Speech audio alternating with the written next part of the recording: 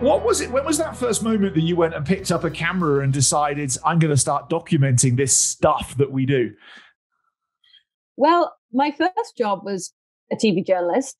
And then when I moved to Southampton, I was a multi-skilled program maker. So I got trained to film and edit and make films. And as I got more into the outdoors, I decided that I didn't want to do that work anymore. I wanted to be outside on trips. Filmed it, then I could make a living at it. And so I bought a camera and I started trying to make a film about a trek that I did in the DAC.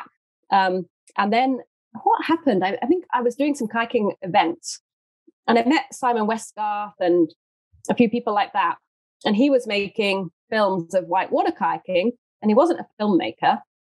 And, he did a decent job for a non-filmmaker, but they weren't amazing quality. But they had sort of good content with good paddlers in cool places. And he was selling a couple thousand, or at least someone was. I think maybe I also spoke to the guy that made the Sean Baker films, and maybe he sold a couple thousand. And then I got a deal making a film for BBC Wales about Debs Pinninger and Cheesy Robertson. And I followed them around Europe. And I met some more filmmakers, Corin Addison, can't remember who else. And they were all making films and making money out of it. And I'm like, well, maybe I should do this for sea kayaking because no one's doing it for sea kayaking. I'm actually trained as a storyteller. And, no one else is doing it. So I thought, well, if they can sell 2,000, I could sell 2,000. And I guess that'll be enough to make it worth it and make some money. That was my financial planning. And so I went out and I filmed some of my trips and I filmed some interesting people. I edited it together. I put it out there. I had a crappy website with one page linking to a PayPal buy me site, and it took off. People went mad for it. And that was the first one. And I've since sold over 10,000 of them. So, wow. I did okay.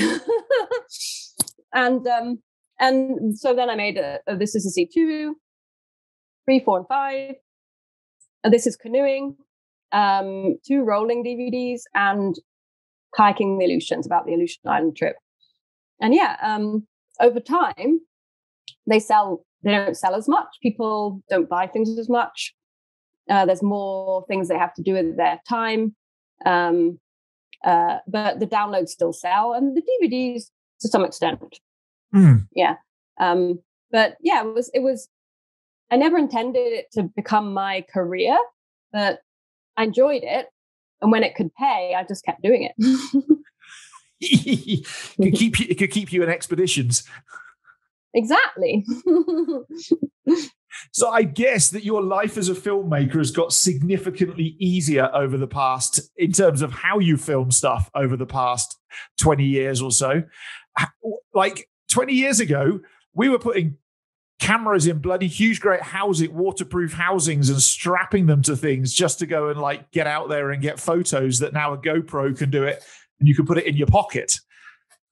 Exactly. Yeah, it definitely has. But the nice thing was, in a way, is that the camera equipment that I had allowed me to get those shots before most other people could.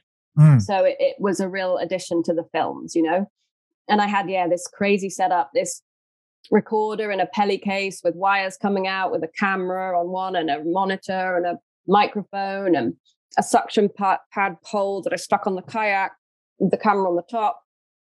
Yeah, it was expensive and it broke often. Yeah, and it was a pain.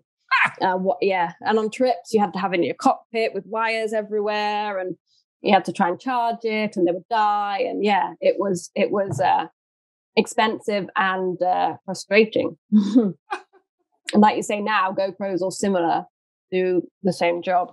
Yeah, very a much. lot more easily. Oh, jeepers, yes.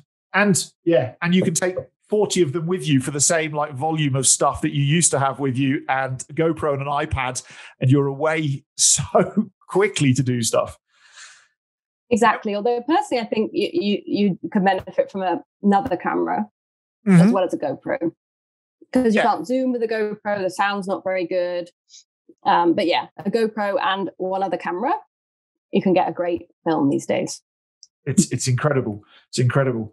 But you also took on the brave task, and I don't know whether you realized how brave it was or stupid it was at the time, of trying to coordinate or herd a bunch of sheep, otherwise known as quite high-profile sea kayakers, to go and video them doing stuff. And like, how do you coordinate that lot? I remember watching a whole load of you at the Falls of Laura, I think, with you filming, and there was some of the great and good of paddling there. But I also know how hard those people are to go and get to be obedient when they're not in front of customers. So talk to me about that little journey you had. Well, I think actually the videos were so popular. A lot of people wanted to be on them because if they work in the industry, it's good for their profile. You know, most people like to see themselves do cool stuff. And I think the Falls of Laura was just before a kayak symposium on Mull. So most people were coming up anyway. So it was just organized just before. And we went to the Falls of Laura one day and the Grey Dogs one day. And a few people may have come up specially, but most people were there anyway. They just came up early. Yeah. So okay. I tried to take advantage of when there are a lot of good people in the same place. And quite a bit of the filming was done when I was invited to like a kayaking symposium somewhere.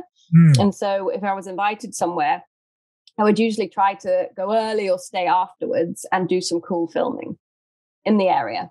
Either go on a trip or film some people at a fun location. Yeah. So the vast majority of the filming that I did was that. It was piggybacking off being somewhere anyway. Excellent. So it worked pretty well. Yeah.